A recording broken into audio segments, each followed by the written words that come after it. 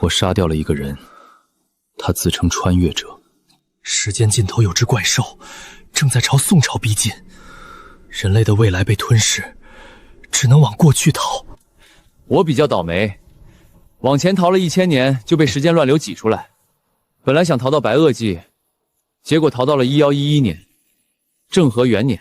西城扩田所建立，宋江起义不远了。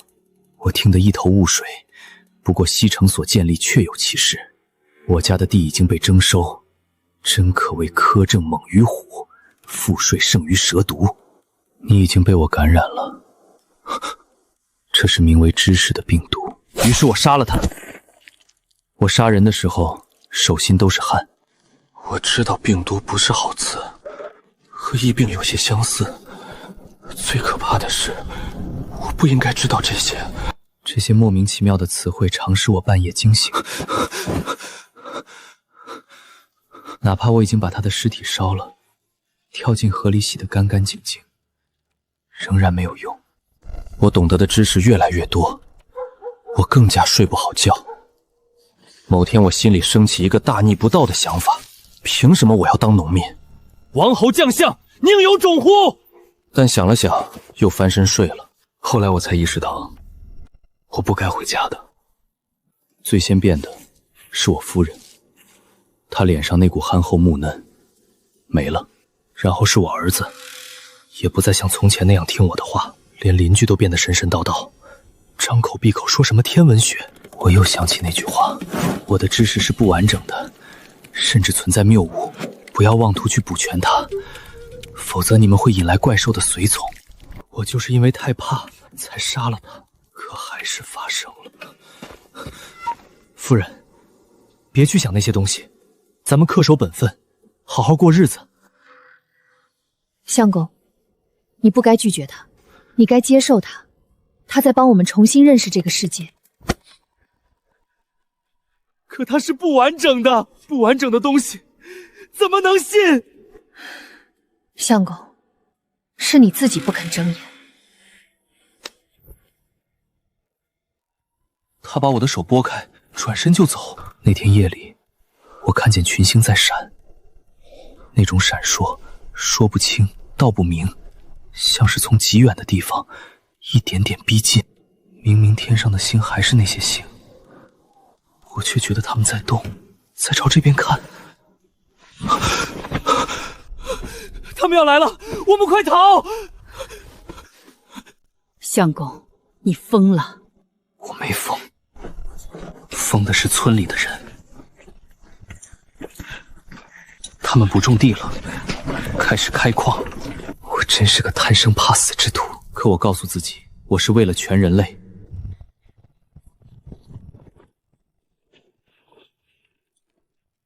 把村子围起来，一个也不许跑！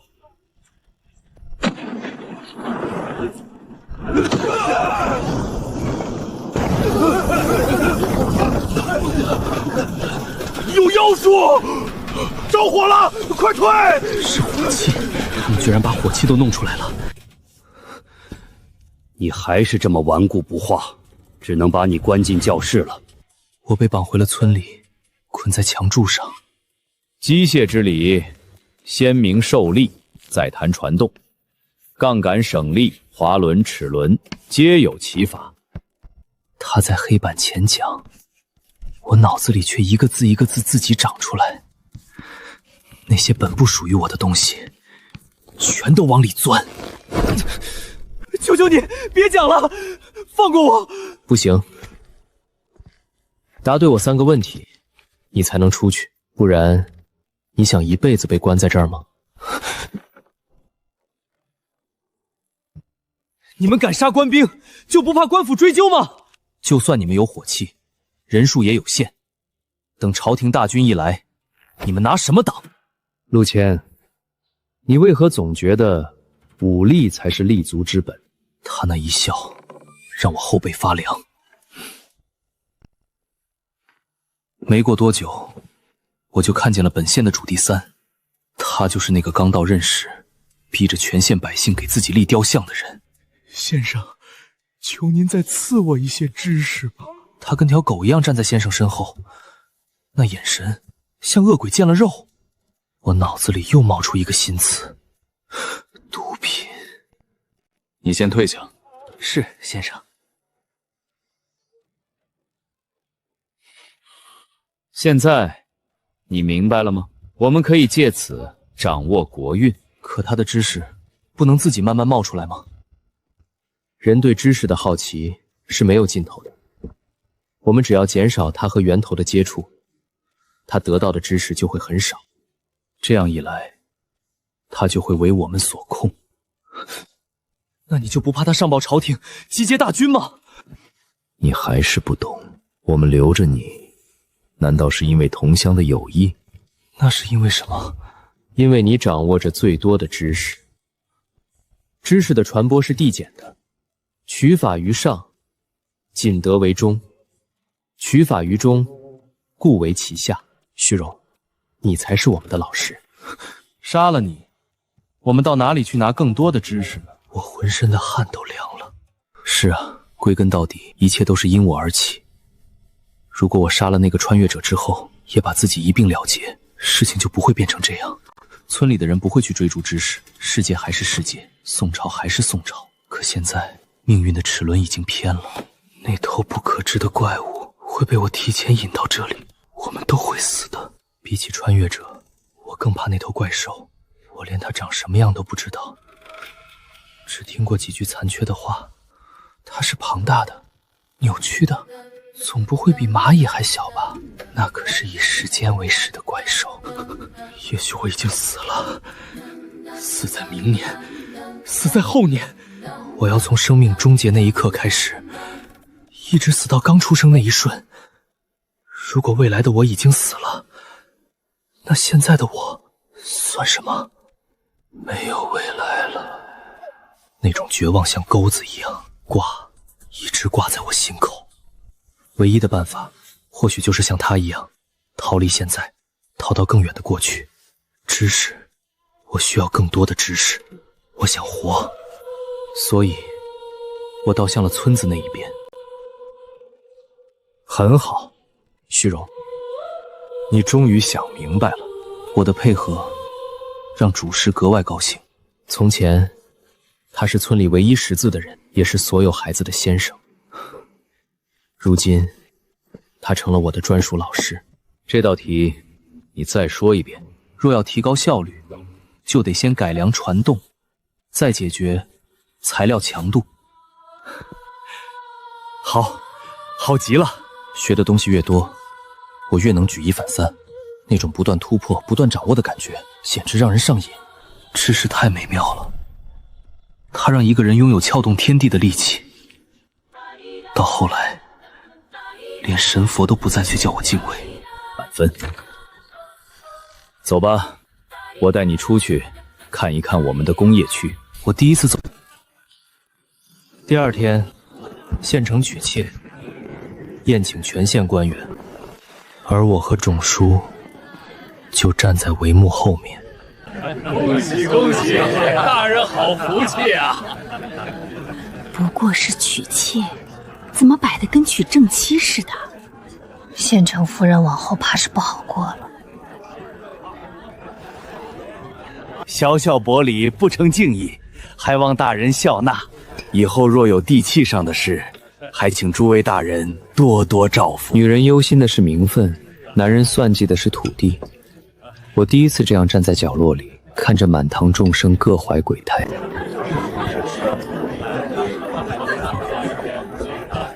徐先生，县城大人请您。一拜天地。我念词时，余光一直看着县尉，他坐在一旁，笑呵呵地看着两位新人。替他侦查的正是教书先生。大人，不知为何，我看着总有些怪异。不可乱说。待到饮酒抛杯，一个酒杯跳起，一个纹丝不动。好兆头！我抬眼，正好和教书先生对上，他在笑。今天的确是个好兆头。来，满上，敬屠六大人。酒过数名，觥筹交错间，有人开始拍自己的脑袋。怪了，我怎么头疼的厉害？紫山兄，我好像喝醉了，总有些奇怪的东西在我脑袋里晃。抱朴兄，你没醉，你是在接收知识。县尉先看主簿，又看一旁的典史，典史神色淡然，半点不惊。他这才明白，自己已经落进了一张早就织好的网。他抬眼看见我，看见教书先生，也看见满堂我们的人。诸位莫要惊慌，这只是知识而已。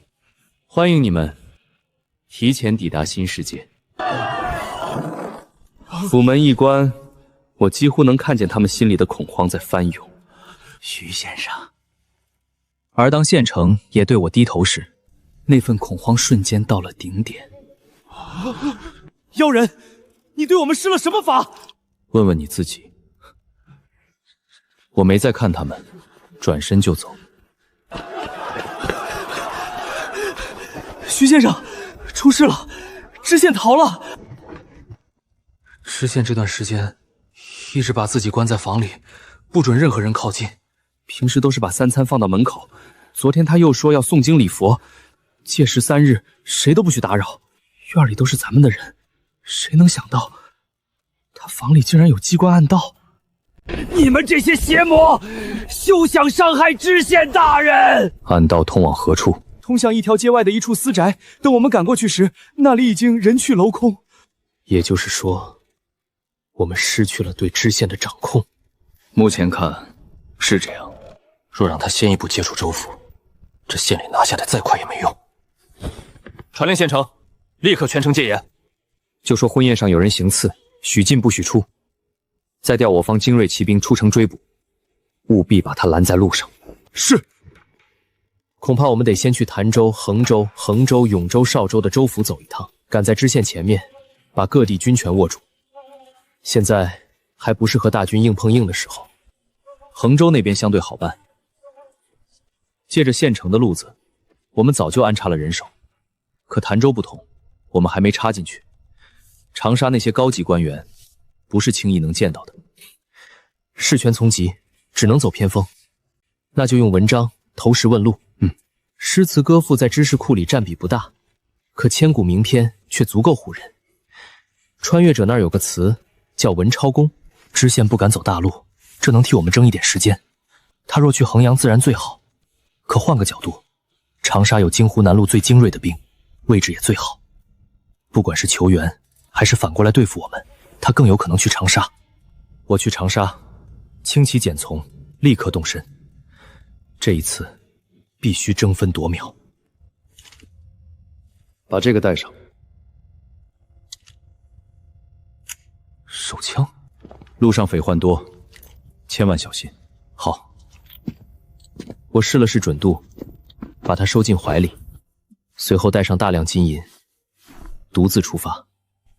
我不需要带人，因为每一个人都可能成为我的帮手。想到这里，我连自己都觉得可怕。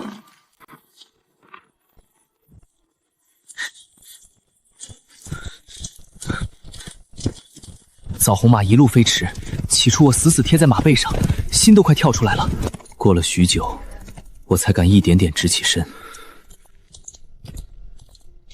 入夜后，我在一处驿站歇脚，可一对上那匹马的眼睛，我心里又生出一阵说不出的寒意。知识的传染，真的只对人有用吗？马兄，你会说话吗？客官可真有意思，我见过的马没有1000也有800，就没见过会说话的。我看着马被牵去后院，心里的猜忌却一点没散。我这疑心病好像越来越重了。也许是知道的越多，才越觉得自己渺小。知识太伟大了，它像把刀，把世间万物一层层剖开。可我拥有的就是全部吗？不是。宇宙太大，我所有的知识也不过来自一个穿越者。他都不能全知无能，何况是我？我抬头看着天，星空深得发沉，神秘的让人喘不过气。我只能一遍遍告诉自己，活着才是真理，不能好奇，绝不能去补全它。我低下头，一遍遍告诉自己，活着才是真理，好奇心必须收起来。我没忘那个临死前的话，不要妄图补全它。可这世上最悲哀的事，莫过于知道了门在何处，却要逼自己永远别推开。知识传得越远，陷进去的人就越多，而我为了逃离这个时间点，又不得不加快感染，逼着他们提高生产力，去造时光机。说到底，是我亲手把这个时代，连同我自己一起推向深渊。为了活命，我把自己放进更危险的地方。这决定疯得连我自己都想来。可从村子往外扩散的那一刻起，毁灭就已经拦不住了。我能做的只剩搏一线生机。也许我不只能救自己，也许还能多救几个人。所以，更多的感染，更多的知识，更高的生产力，然后逃。再来一碗！百丰驿站在通往潭州的官道上，人不算少。我还没进门，里面的划拳声、笑骂声就先涌了出来。大多都是成群结队的客商，像我这样独自来的几乎没有。我一进门，就有几道视线落在我背后的灰包袱上。几个粗汉，刀剑都摆在手先，还有个尖嘴鼠眼的瘦男人，眼珠子转得发亮。客官，您要些什么？看着安排。好嘞，您稍等。我刚坐稳，一个风里的女人就坐到了我对面。客官，这是第一次出远门。你是？我是这家驿馆的老板，姓夏。有何指教？指教谈不上，就是提醒客官一句：出门不带刀剑，可不大安全。何况客官这包袱沉沉的，再往前走，怕是有些困难。包袱里装的都是打点用的金银，被人盯上本就在意料之中。夏老板，应该不只是提醒我吧？客官瞧见左边靠里的4桌没有？瞧见了。那4桌是去潭州的商队，护卫都是狠角色。你给我3两银子做介绍费，我帮你说和，他们能保你平安到潭州。姑娘好意，我心领了。只是我有急事，等不得商队慢行。那也行，驿站里还有几把快刀，1两银子一把，客官要不要？刀不会使，剑也不会。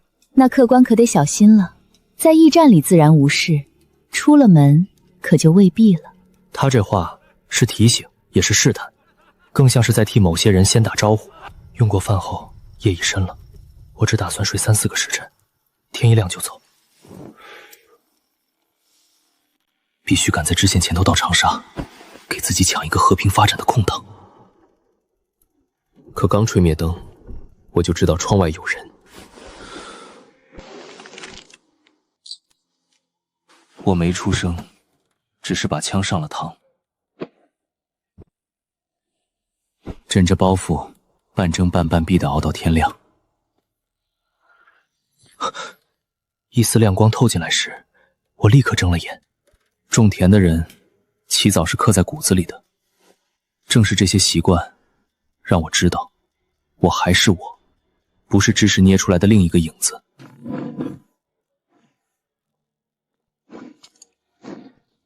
我背上包袱，拿起枪，推门出去。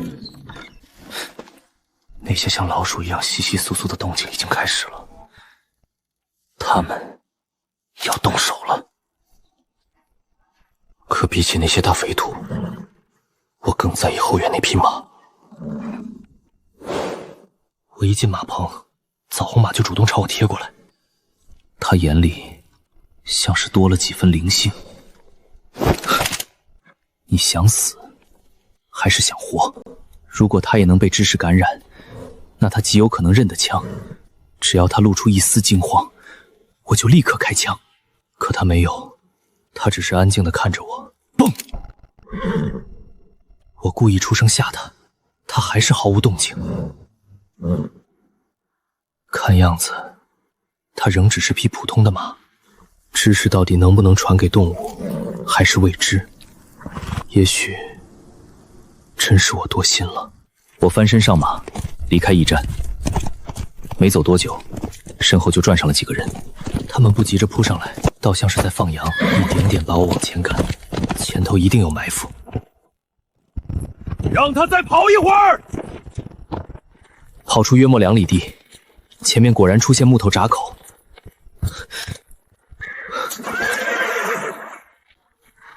几个糙汉提着刀守在路中间，左右两边全是泥泞田地，前有拦路，后有追兵，换了旁人只能等死。玉，几位好汉，行个方便。哈哈哈！10两银子还不够我山上兄弟一日吃喝。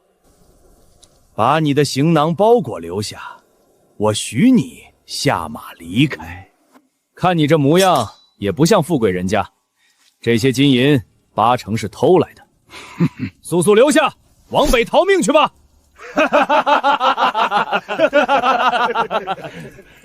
！1、2、3、4、5、6，先杀一个。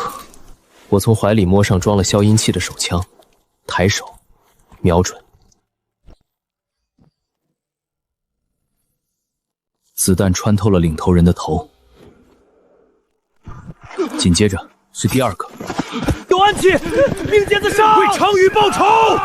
他们还以为自己靠得近些就能赢。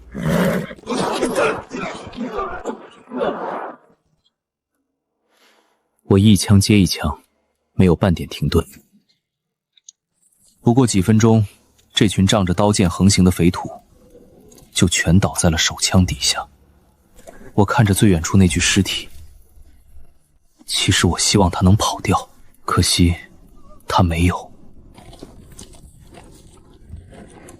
身后追来的那伙人亲眼看见我击毙最后一个，他们站在远处，脸色惨白，连马都快勒不完了。能掉头就逃，快走！像一群丢了魂的人，我也没追。这不是替天行道的侠义游戏，和他们一样，我也在逃。可天地作龙，时间为牢，又有几个人逃得掉呢？到了长沙的第3天，我听见一件怪事：一个商人带着大量珍珠，在市集上无故暴毙，官府以偷税漏账为名，把珍珠全收了。可还是有一些被围观的人顺手捡走了。听说那珍珠能留影，在鬼市已经被炒成了天价。别人觉得神奇，我却只想到一个词：摄像机。可它偏偏只是一颗珍珠，而凡是太奇怪的东西，往往都意味着危险。我费了些力气，总算约到知州身边一位幕僚。文先生，请坐。把他迎进雅间后，我暗地里让小二慢慢上菜。文先生，这是我近日写的几首诗词，还请雅正。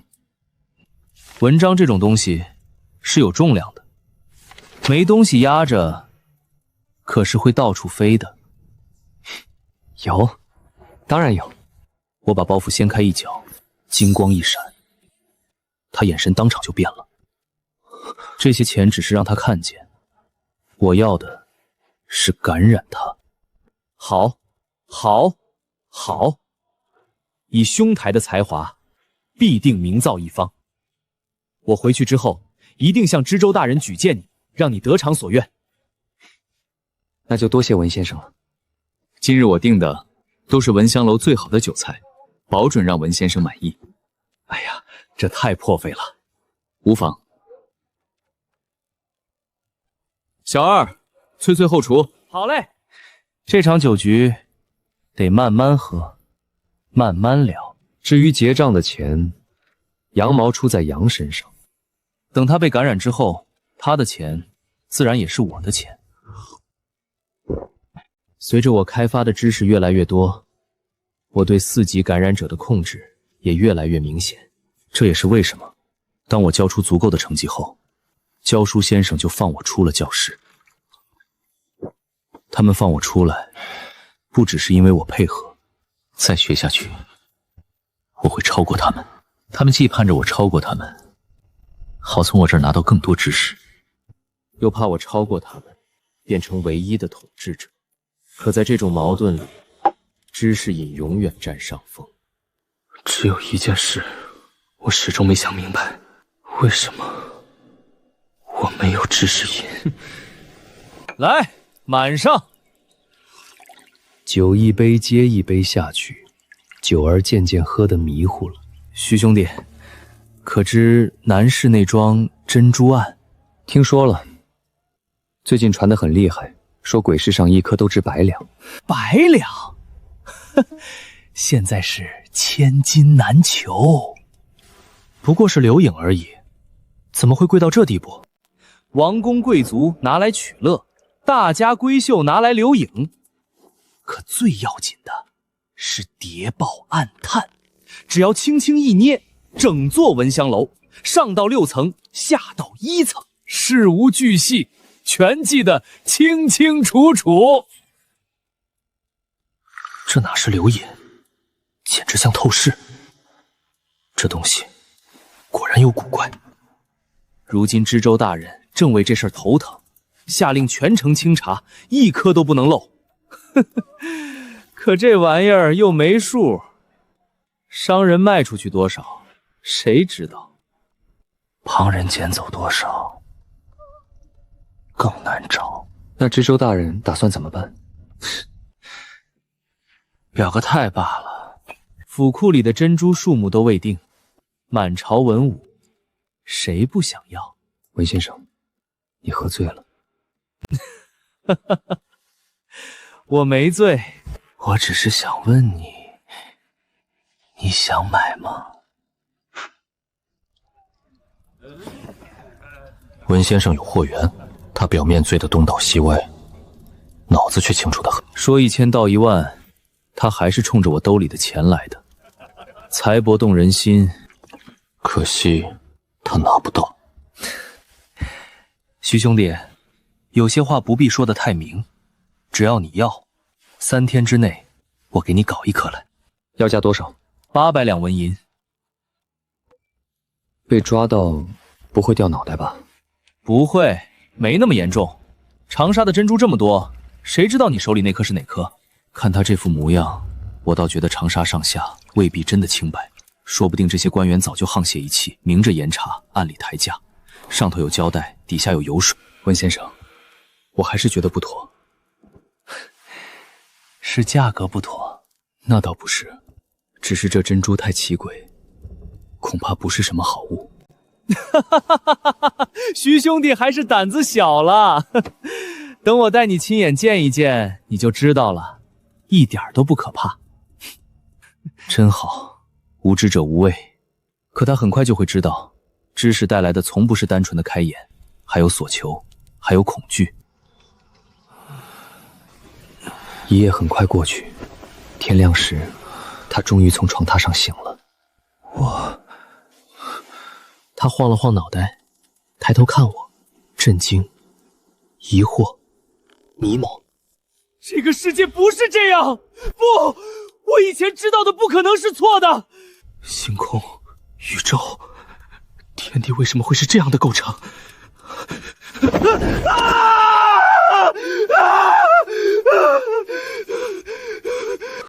他捂着脑袋，眼里满是血丝。知识涌进去的时候，人会先碎一次。有时候我也会想，徐荣是不是早就被知识杀死？现在站着的不过是踩着他尸体长出来的另一个人。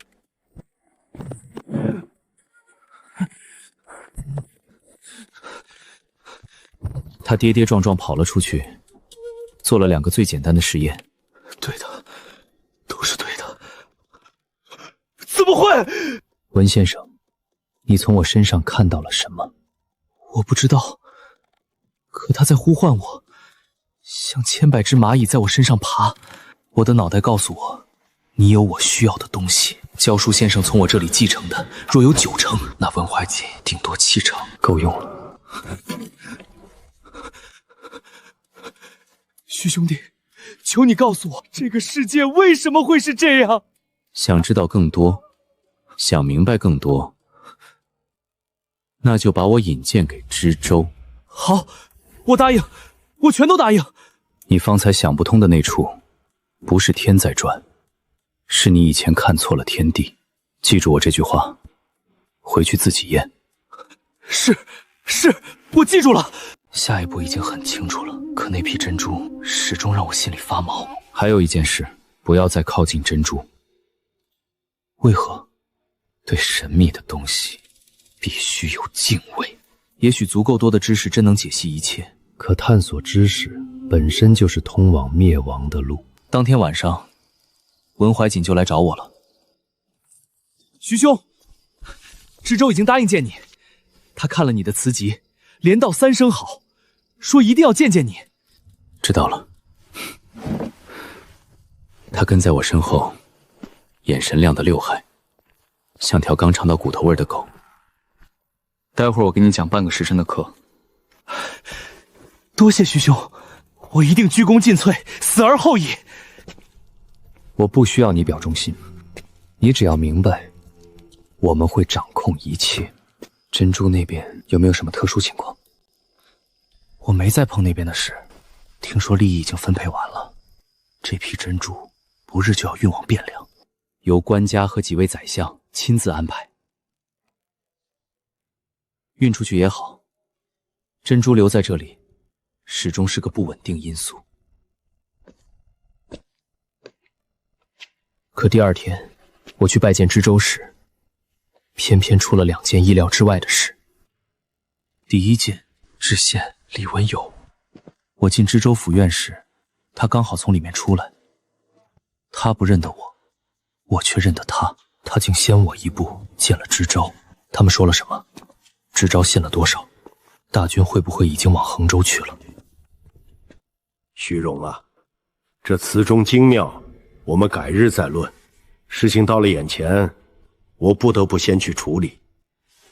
自然是审案更要紧，大人请便。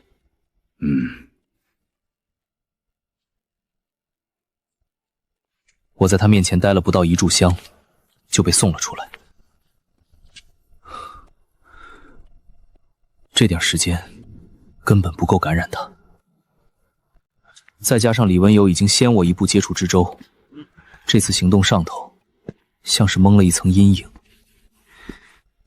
也许仗已经快打起来了。第2件是珍珠案。还我家珍珠！凭据在此，凭什么扣押？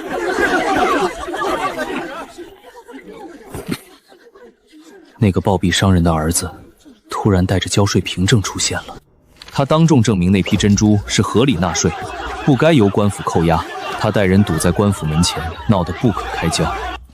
珍珠案我不宜掺和太深，我一路回了租住的院子，脑子里反复想着刚才和知州见面的每个细节。走到门前，我发现旁边的小院换了把新锁，这通常意味着那边有新主人或者新租客。我关上门，等到黄昏，文怀瑾如约而至。去探探知州的态度，再查一查军队有没有动静，还有知县李文友如今的行踪。是，徐兄。我本不想再碰那批珍珠，可犹豫再三，还是忍不住开了口。珍珠案如何了？商人之子罗家树带来的凭证数实，那些珍珠都是合理纳税。他既是继承人，自然拥有那批珍珠的所有权。然后呢？知州把珍珠还给他了？没有，知州已派人去查罗万成收购珍珠的地方。他说，等核查清楚了，再归还。若真要还，第一种法子是采买一批普通珍珠，以次充好，还给罗家祥。第二种是按原价收购。总之，因为民生闹得太大，原本要运走的珍珠暂时压后了。真是麻烦，本该运出长沙的珍珠，偏偏被这事拖住了。行了，你回去吧，别忘了我刚才交代你的事。您放心，我一定尽全力去查。这些都拿去，全做打点之用，务必以最快的速度把消息探出来。是，徐兄放心。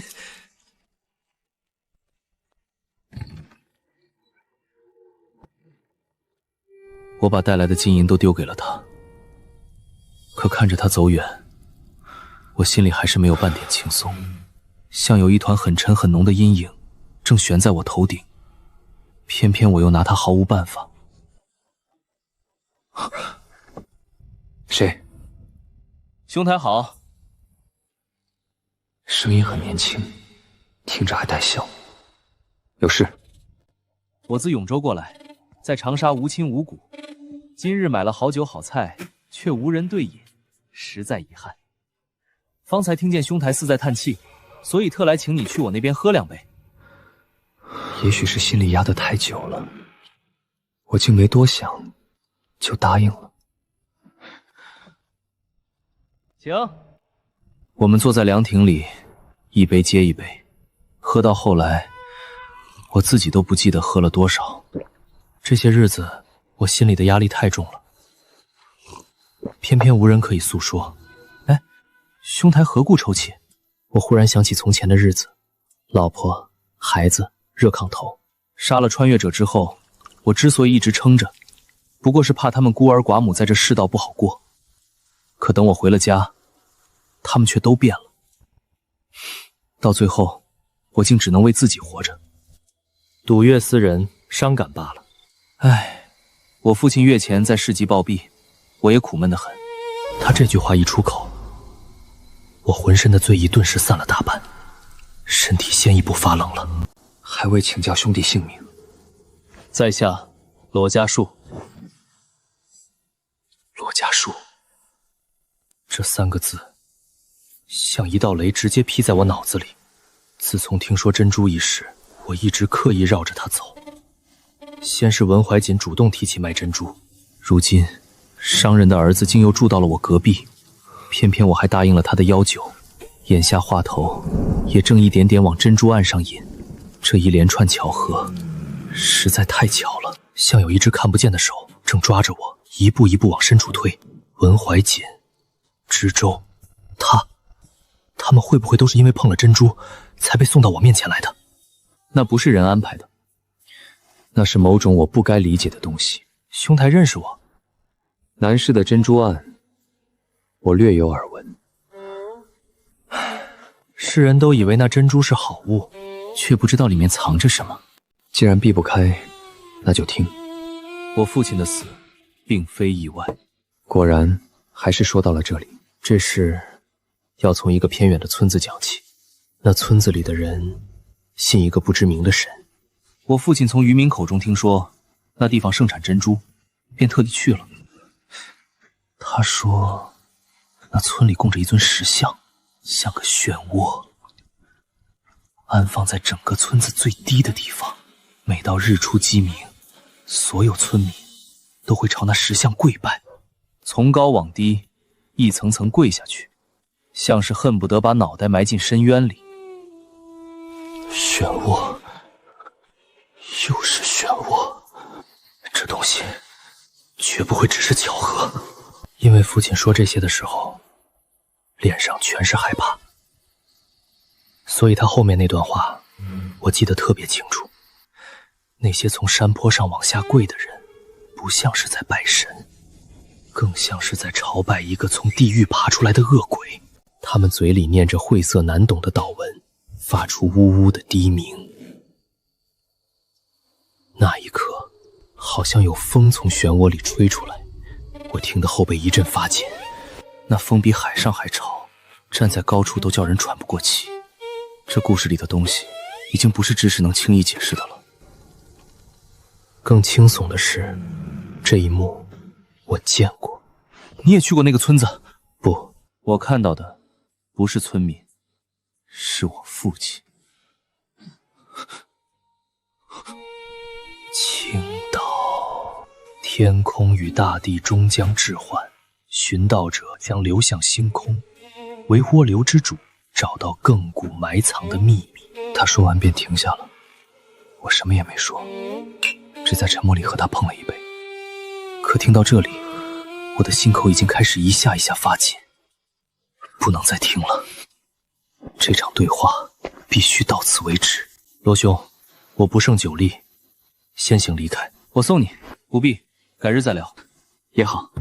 我离开院子时，身后忽然传来窸窸窣窣的细响，那些拗口急曲的词，像是长了腿，在地上一路爬着追我。我没有回头，因为我知道，一旦回头，我会看到什么。第二天一早，金莲好像什么都没发生过一样，主动和我打了招呼。兄台，起得倒早。他神色如常，竟半点不像被知识感染过，有什么东西在护着他。我冲他笑了笑，转头便走。我立刻修书一封，托人送往衡州，心里只提一件事：知县已到长沙，让教书先生他们做好最坏的准备。至于那封信什么时候能送到，我心里也没底。把这些安排完后，我开始犹豫，是继续留在长沙再试一次，还是立刻抽身转去别处。10天后，知州又让主题上来找我。徐兄，因为在罗家树说的地方没找到珍珠产出的条件，所以知州大人命他再拿出新的证据。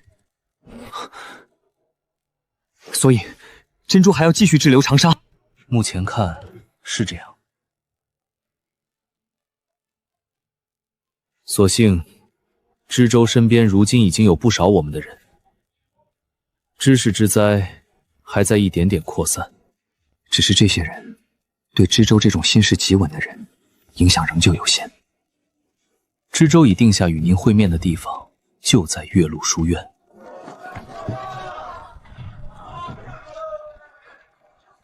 岳麓书院，长沙最有名的学府，在那种地方见面，听起来再寻常不过。可走到半路时，我心里却越来越不踏实，因为李文友这个人始终是个变数。朱砂猪皮查了这么久，居然连他的落脚处都没摸到。那人从知州府里出来以后，就像蒸发了一样。知州最近可有什么异常举动？除了忙珍珠的事儿，别的倒没有。想来想去，我还是把枪揣在了身上。到了岳麓书院，自有人把我引了过去。我一眼便看见知州和几张陌生面孔正围着一幅画议论。那画上全是凌乱仓促的线条，杂乱的近乎失控。可若仔细看，分明还是一个漩涡。诸位，可曾见过这个图案？看着像是随手乱画的，似乎没什么含义。未必，长沙近日接连出了桩凶案，案发现场都有这个图案，或者与它相似的东西。死者的脸全都惊恐到了极点，像是活活吓死的。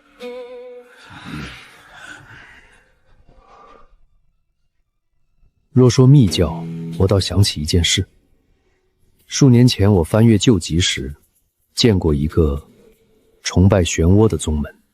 不过那宗门，唐太宗时便已被尽数剿灭。也可能有余孽逃了出去，把传承留下了。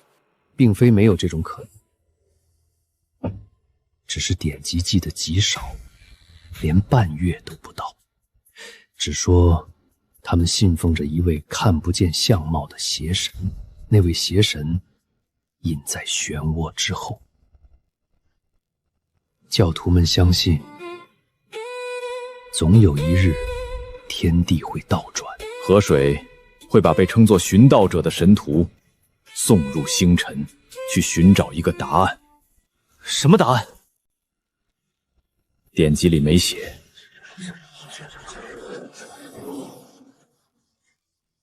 寻道者这个词，我已经不是第一次听见了。虚荣，你先等等。好，这是我少有能接近知州的机会。就算那幅漩涡图摆在眼前，我也不能现在转身就走。还有别的线索吗？图案本身我倒没见过，不过我在蜀地遇过一种更邪门的传承。家里长辈死后，会让能生育的妇人把死者的心脏生吞下去，再去受孕。他们信人能在腹中完成轮回，而他们的宋词里也有寻道者这个词。怎么念的？大意是照见一切的寻道者，在宏大和微小里，在白日与迷梦中，请您接纳腐朽的残躯，使生者新生。微不足道的仆人在此永世献祭。照见一切。若寻道者真与珍珠有关，那些会留影的珠子，若没有别的线索，今日就到这里。长陵，你继续查案，你跟我来一下。池大人，这次找我还是论词吗？不论词了。我记得你说过，你是从衡州来的。没错。那你可见过永深县的乱党？来了，他果然不是随口叫我来论词的。禀大人，我没有去过永深县。有人说永营县兴起了一个乱党，极为猖獗，不费一兵一卒，只用了1个半月，就把永营县变成了乱党的大本营，连县里的官员都对他们死心塌地。果真有如此恐怖的乱党吗？在下未曾听闻，不敢妄自揣测，但想来应该没有这种事。果真没有吗？他这句话已经不是试探了。他身旁那个贴身护卫正像盯犯人一样盯着我。今天这场见面，果然是鸿门宴。你很厉害，各方面都是。你的词写得太好了，像你这样的人才，我不敢放心。今日与你见面，本就是试你。你应对得很妙，真假参半。可你这样的学识，不该籍籍无名。我派人去过衡州，根本没有叶万源这个人。假身份果然被他查穿了。一查再查，文怀瑾成了突破口。他太异常了。你来长沙不过数日，就把我的幕僚变成了你的心腹，真是好本事。他暗中打听知县李文友，可李文友不过刚来1日，连我与他都是初见。一个幕僚为何要去打听他？文怀瑾还是露了马脚，他手里有珍珠，能留影探情报。我防了这么久，还是没防住。衡州，李文佑，永城县。起初我对李文友的话还半信半疑，可等我察觉身边越来越多的人不对劲，我就明白了，他说的都是真的。你难道真以为我会被珍珠案绊住手脚，抽不出身？完了，大军已经从衡阳藩发往永城县，你所依照的那些下属也已经被我秘密羁押。预感还是成了现实。他既敢把话说到这一步，就必然布好了网。这长廊内外皆有弓箭手，如妨你已成瓮中之鳖，笼中之雀，束手就擒，即刻伏法。哼，知州大人，你对我们的了解还是不够深。既然撕破脸，那就不必再装了，先死一个给你看看。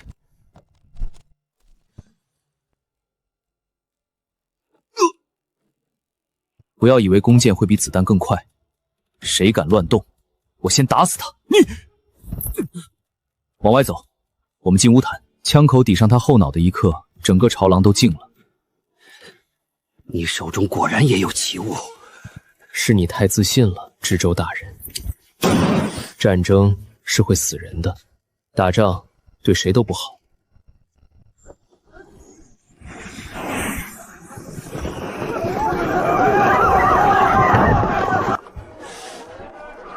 抵达长沙第4天，我就收到了教书先生的来信。永城县局势已定，我们正向周边县城辐射。已派核心成员数名，伪装成商队，携带枪支弹药前往助你。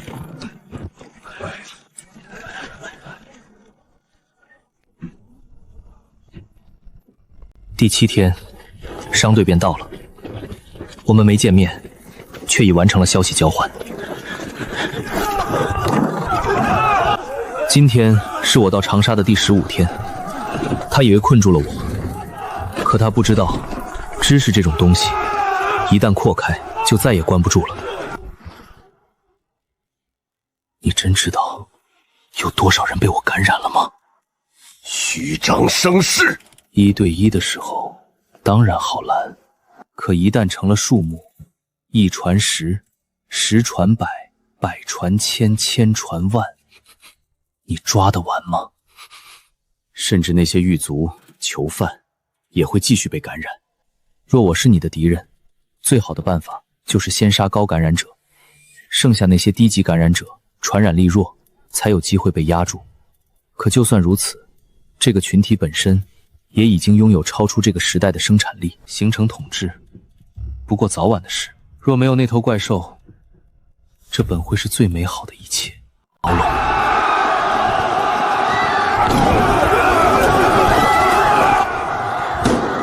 有刺客，快来人！不好了，各衙门都出事了！这一天，枪声卷过了长沙所有重要的行政机构。知州很快也会明白，知识到底会把人变成什么。把那批珍珠立刻运走。不，那不是珍珠，那是寻盗者。我不想招惹那个可能被叫做悬楼之主或者漩涡之主的东西。至于运送途中会出什么怪事，就不归我管了。我其实一直怕罗家树还会再来找我，可等我推开他的门，我才知道，我想多了。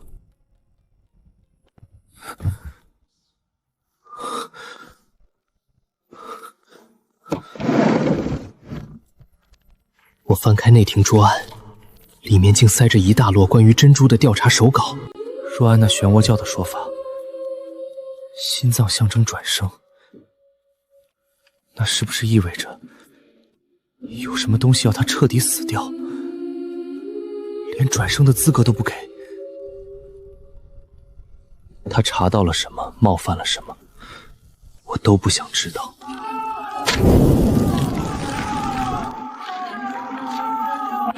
随着这一把火，手稿、痕迹、线索全都化成了灰。罗家树死了，寻盗者还在，可只有我知道，他们永远等不到天地道世的那一天，因为在那之前，不可知的怪兽就会先把万物全部囤积。半个月后，村长和教书先生才赶到长沙。你在长沙耽搁得太久了，我们的军功已经到了新的阶段。若不是珍珠案横插一脚，我原本的打算本该更顺。这次流血并不算真正的胜。一旦消息传到汴梁，我们就只剩一条路了。而在1111年冬，我已经被确认为第1届代理主事。以众日定，推陆晨为代理主事，总领大局。拜见主事。那一刻，我竟有种踩在云上的不真实。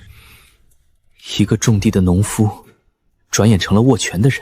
王二虎，在。右路军交给你统管，一路向北，沿途建工厂、铺补解线、勘矿。是。我只有一个要求，全力制造时光机。虚荣，你为什么一定要回到过去？眼前这个曾经寒酸的只剩一身书卷气的人，如今也成了一方人物。这一切快得像梦，因为我想逃。逃得掉吗？你比我们更清楚它的可怕，你也比我们拥有更多的知识。你能理解时间是怎么构成的吗？你能理解一个生物是如何吞噬时间的吗？还是说，你能理解我们这些人被知识瘾操控的悲哀？你们不懂我怕的是什么，我不懂你们被知识瘾支配的悲哀，可你们也不懂我对那头不可知怪兽的恐惧。那不是死亡，那是超脱死亡、不可言喻、浸透骨髓的寒意。1112年春，一切都彻底失控了。急报！京湖南路失守，京湖北路告急！贼军正自淮南西路、京西南路两线北上，直逼汴梁。怎么会这么快？他们的人数还在涨，所到之处竟似一呼百应。宋军像一层一捅就破的薄纸，被一路吞得干干净净。朝堂上的那些人，终于也知道怕了。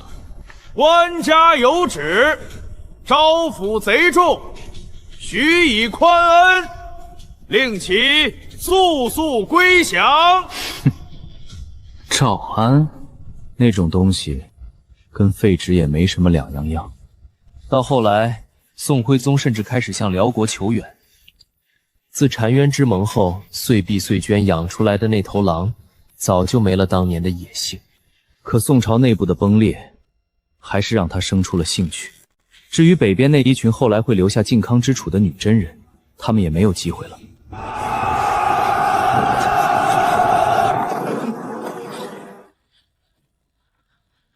1112年5月，辽国还在隔岸看线。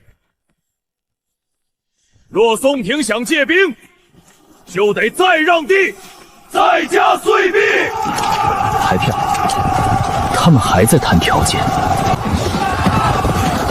可我们已经像闪电一样扑入过去。辽军溃了，他们怎么会两线齐进？不止两线，他们还能多线同时开战。我们有人力，有物力，限制我们的只剩行军速度。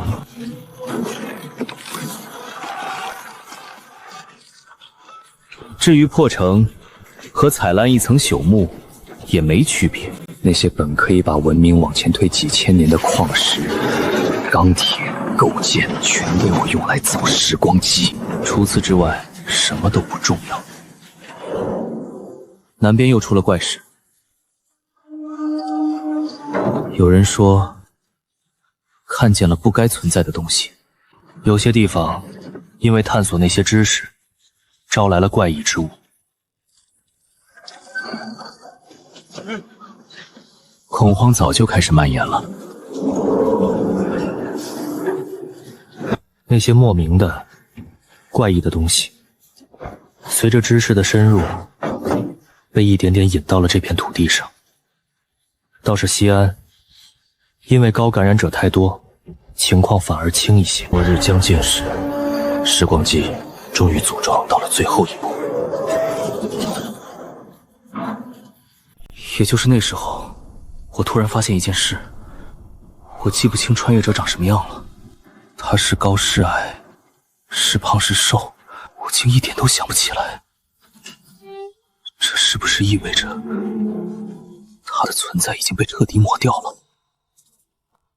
然后，一个更可怕的问题冒了出来：如果那头怪兽吞掉了未来那条能制造出时光机的时间线，那穿越者就根本没有条件穿越。既然他不能穿越，那我当初杀的到底是谁？我杀了谁？我看着已经建成的时光机，第一次真正觉得冷。我想活下去，这真的是我自己的意志吗？我要逃往过去，真的是我自己做的决定吗？还是说，从穿越者出现的那一刻起，历史就已经替我选好了路？为了形成闭环，历史早把一切安排好了。11112年的此刻被吞噬，我就会在1111年造出时光机。等1111年的我再被吞噬，这整段历史就会一起消失。从穿越者站到我面前那一刻起，我的死就已经注定了。我还给那个穿越者立过一个坟斗，现在想来，那简直是个薛定谔的坟包。若里面真能挖出我的血肉，我的痕迹，那我抹去我自己的事实，就会彻底变成现实。可也许还有别的可能，只要我不穿越，就会有别人变成穿越者，或者我先穿回去，杀了那个还没被感染的自己。世间有无数种可能，可我一种都理解不了。我不懂，我根本不懂时间。伟大的不可知之兽，与我彻底的毁灭吧！再往后，我的脑子里只剩一团混乱。IONDX X15623768744年，我已经不知道那是哪一年了。也许是未来，也许根本就没有未来。我的知识瘾犯了。原来不是我没有知识瘾，只是它来的比所有人都晚。又或者，我从一开始就病得最重，只是直到现在才发作。给我知识，再多一点，快！我追了一辈子的知识，最后也追上了我。我杀了穿越者，我传播了知识，我制造了时光机，我也终于变成了和他们一样的人。不，也许从来不是一样，也许我才是源头，也许那个穿越者就是我。